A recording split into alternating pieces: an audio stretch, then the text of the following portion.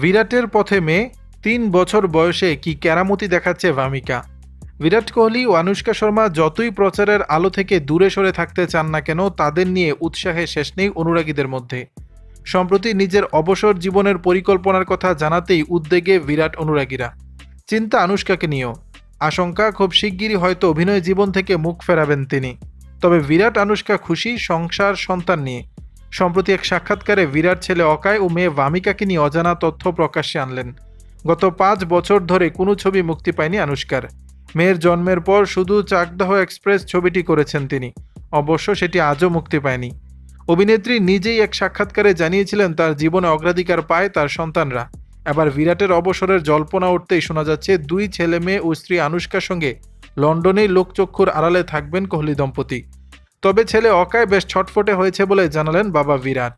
আর মেয়ে ভামিকা নাকি ৩ বছর বয়সেই ব্যাট ঘোরাতে শিখে গেছে। স্বাভাবিকভাবেই প্রশ্ন করা হয়, তবে কি ছেলে মেয়ে বাবার জুতোই পা গলাবে?